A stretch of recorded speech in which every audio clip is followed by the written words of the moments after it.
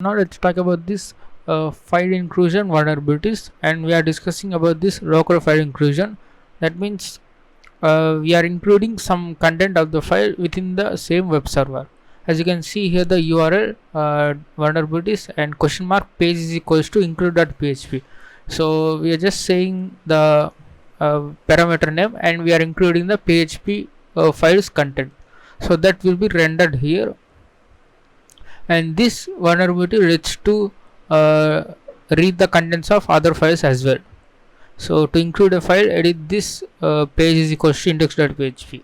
So we can get the sensitive information like HC passwd, HC shadow, and other files as well. If you know other files they exist on the server, then you can just uh, go and uh, put the URL here to include the file name.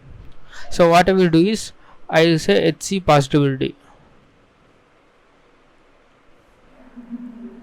Okay, it's saying file not found because this web server may be running on this where www html or some other folder. So there will be, we need to go to the top of this directory, root directory. So you need to put the backslash, sorry, two dots and the forward slash to get the parent directory, and put again, so like this, do some 5 or 6 times, and then to make sure that you are in the root directory. From then you can type the HC passwd. So still not found. Okay, let me move somewhat higher. So let me move this. Okay, let me move somewhat higher and just hit enter. As there you can see here, our the contents of this passwd file has been displayed.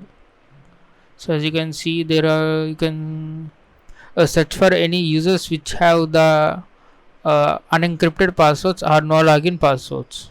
So home user, so just a user, there is a user name just a user, and user id, so there is no group id. Okay, home user and bin bash. So there is, I think there, that is only one user, just a user, and you can search this for any sensitive information. So I think we got only one user, that is just a user. And now what I can do is I can remove this passwd and say shadow,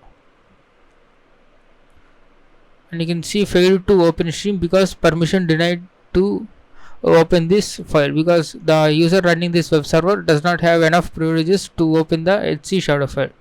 So these are the basic files you can include. Another important thing is you can include this proc version. This version tells the Linux distribution version, and you can see here Linux version, its kernel is using 2.6, and it's saying the server build and the GCC version of this Ubuntu. So it got the GCC version, but we don't care about the GCC, and we can see the Linux kernel is 2.6.24. So you can just probably Google about this Linux 2.6 kernel exploits, or you can just find normal exploits and then use the kernel exploits to get the highest privileges. So this is very sensitive information. Getting this proc version, you get the Linux kernel version, and you can just try some kernel exploits to get the reversal. So this is all about this local file inclusion. Whenever you have this page is equals to include or any test.php, that means instead of test.php we can ask for any other file which we have access to. So if you ask HC passwd and HC shadow and proc version, you get the information, some of the basic information, and you can exploit this information using the any exploits. So I hope you have understood about this file inclusion.